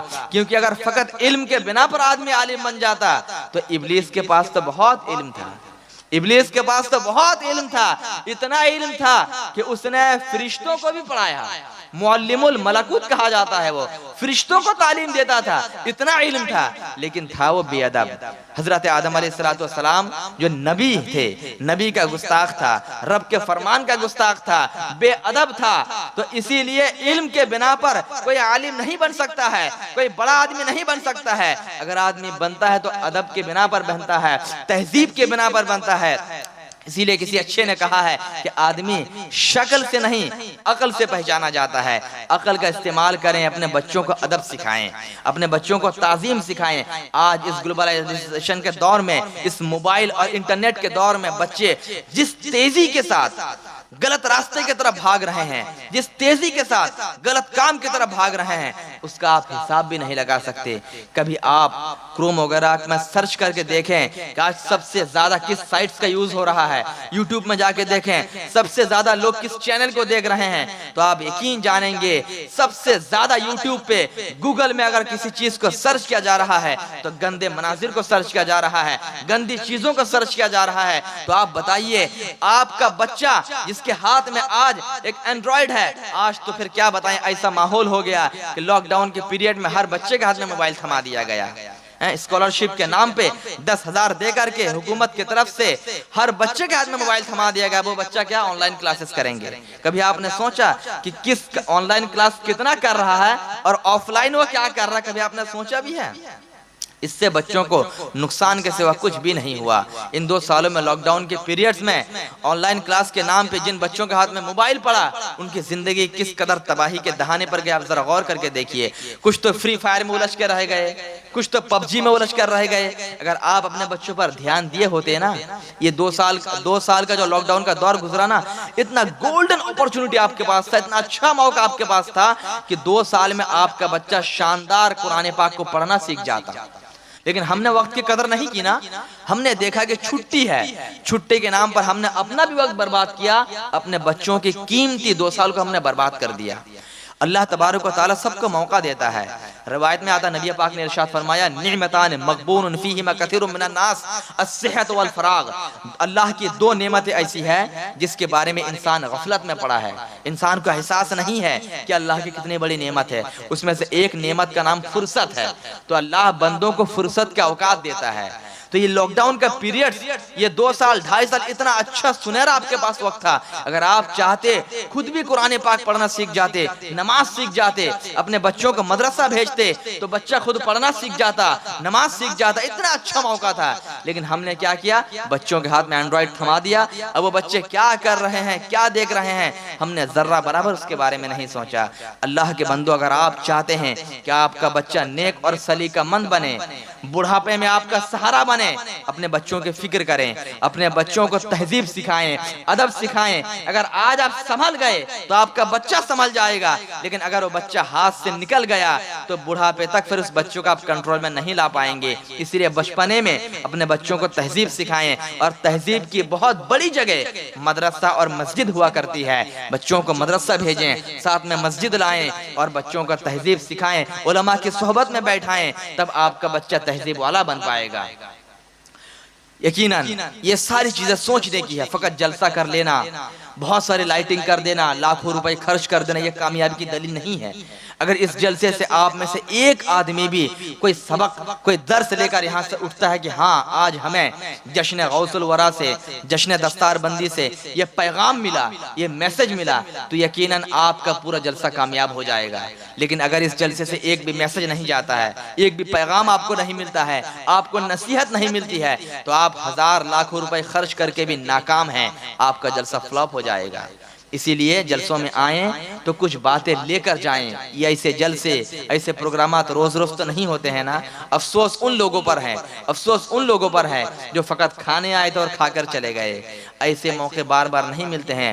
روایت میں آتا ہے کہ سب سے بڑا محروم شخص وہ ہے، سب سے بڑا بدنصیب شخص وہ ہے جس کو علم دین سیکھنے کا موقع ملا اور اس نے وہ موقع گوا دیا۔ مدرسے میں پڑھنے کا جس کو موقع ملا وہ نہیں پڑھا، مدرسہ چھوڑ کے چلا گیا۔ جلسوں میں بیٹھنے کا جس کو موقع ملا وہ نہیں بیٹھا، جلسوں سے اٹھ کر چلا گیا۔ سب سے بڑا بدنصیب اور محروم شخص وہی کہلائے گا جسے علم دین سیکھنے کا موقع ملا لیکن اس نے اس کی اہمیت کو نہیں سمجھا اور وقت کو گوا دیا۔ آپ یقیناً قابل مبارکباد ہے جو لوگ یہاں بیٹھے ہیں، جنہوں نے دو چار باتیں سنی، اور امید ہے کہ آپ ان باتوں کو سینوں میں بسائیں گے، ذہن میں اتاریں گے، اور کچھ لوگ ضرور اس پر عمل کرنے کی کوشش بھی کریں گے۔ اللہ رب العزت کی بارگاہ میں دعا گو ہوں کہ مولا اپنے کرم سے ان باتوں کو اپنی بارگاہ میں قبول فرما لے، اور بالخصوص ہمیں ان باتوں پر عمل کرنے کی توفیق بھی عطا فرمائے۔ الحمدللہ آپ کا یہ ادارہ بہت پھولتا پھلتا ادارہ ہے۔ آپ ادارے کی ہمیشہ سپورٹ کریں، کون کیا کر رہا ہے، کیا کہہ رہا ہے، کسی بات کی فکر نہ کریں، فقط آپ یہ سوچیں کہ ہم رب کو راضی کرنے کے لیے، رسول کو راضی کرنے کے لیے ادارہ چلا رہے ہیں اور ہم چلائیں گے۔ یہ کام ایسا ہے جو بروز قیامت آپ کے لیے کام میں آنے والا ہے۔ اسی لیے ہمیشہ مدرسے کا سپورٹ کریں اور اس کام میں بڑھ چڑھ کے حصہ لیں۔ ایسے جلسے سال میں ایک آدھ بار ضرور منعقد کریں۔ اپنے امام، اپنے طلبہ، اپنے علماء کرام کی ہمیشہ خدمت میں رہیں۔ اللہ رب العزت ہم سب کو دنیا اور آخرت کے سعادت سے مالا مال فرمائے۔ استغفر اللہ ربی من کل ذنب واتوب الیہ ولا حول ولا قوۃ الا باللہ العلی العظیم۔ ساتھ ہی ساتھ ایک بات اور بتاتا چلوں، یہ کچھ دیر پہلے آپ نے جو کتاب ملاحظہ کی تھی وہ الحمدللہ میری کتاب ہے، جس کا نام اسلام میں کیا صحیح اور کیا غلط ہے۔ اس کتاب میں ایک یونیک انداز میں کچھ باتیں لکھی گئی ہے جو عام طور سے ہمارے سماج میں غلط رسم و رواج، غلط فہمیاں ہیں۔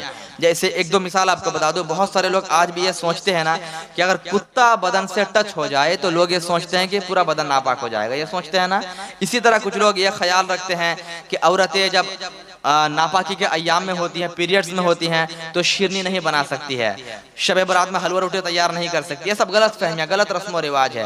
اس طرح کچھ لوگ یہ خیال کرتے ہیں چھوٹے بچے کا پیشاب ناپاک نہیں ہوتا ہے۔ اس طرح کے بہت سارے مسائل جو ہمارے سماج میں غلط رسم و رواج ہے، ایسی ساری باتوں کو جمع کر کے تقریباً 100 سے زیادہ اس طرح کے غلط رسم و رواج ہے جو اس کتاب میں جمع کیا گیا ہے۔ اس کا نام رکھا گیا ہے اسلام میں کیا صحیح کیا غلط، یعنی لوگوں میں جو غلط رسم و رواج ہے اور اسلام میں کیا صحیح ہے اس کو اس کتاب میں اجاگر کیا گیا ہے۔ آپ سے اگر ہو سکے حافظ معید الاسلام صاحب سے کانٹیکٹ کریں، یہ کتاب ان کے پاس، ان سے حاصل کریں۔ اپنی قوم کی اصلاح کے لیے اس کتاب کو تیار کیا گیا ہے۔ اس کتاب کو جلسے کے بعد آپ یہیں سے لے کر جائیں، حضرت یہاں موجود ہیں، یہاں سے ضرور حاصل کریں۔ آپ جلسوں میں آتے ہیں، بلون تو گھر لے جا سکتے ہیں، غبارہ خریدتے ہیں کہ نہیں؟ غبارہ خرید کے لے جاتے ہیں، بچوں کے لیے کھلونے تو خرید لیتے ہیں۔ ارے ایسی چیز خریدیے جو آپ کے کام کی ہو، کتاب لے جائیں، اور یقیناً ایسی کتاب ہے یہ کہ پڑھیں گے تو آپ خود اپنی اصلاح کر سکتے ہیں، اپنے گھر والوں کی اصلاح کر سکتے ہیں، اپنے پڑوس والوں کی بھی اصلاح کر سکتے ہیں۔ اس لیے کام کی چیزوں کو لے جایا کریں۔ عورتیں ہمارے جلسوں میں آتی ہیں، ان کو کو کھانا پینا پھچکا وچکا تو یاد رہ جاتا ہے کہ ہمیں یہ لے جانا ہے وہ لے جانا ہے. ارے اللہ کی بندیوں کے بھی جلسے میں آگے برقع بھی دیکھو کہ نقاب ملتا ہے کہ نہیں, برقع خرید کے ملتا ہے کہ نہیں. ایسی بھی چیز خرید کے لے جایا کرو. بازار اور مارکیٹ فقط کھیل کود کی چیزوں کو خریدنے کے لیے نہیں ہوتی ہے, بلکہ بازار اور مارکیٹ میں اچھی چیزیں بھی ملا کرتی ہے. ڈھونڈا کرو, ڈھونڈ کے تلاش کے اچھی چیزوں کو لے جایا کرو. ذوق اور شوق پیدا کرو کہ ہم مسلمان ہیں تو ایز اے مسلم کیا ہماری ذمہ داری ہے, ہمارے لیے کیا صحیح ہے کیا غلط ہے, کیا لینا چاہیے کیا نہیں لینا چاہیے, یہ ہمیں فکر ہونی چاہیے. یہ اسلامی سوچ ہے. یہی اسلامی سوچ کے ساتھ میں اپنے گفتگو کو ختم کرنا چاہوں گا. اللہ رب العزت ہم سب کو دارین کی سعادت سے مالا مال فرمائے. استغفر اللہ رب من کل ذنب و اتوب الیہ. السلام علیکم ورحمۃ اللہ تعالی وبرکاتہ.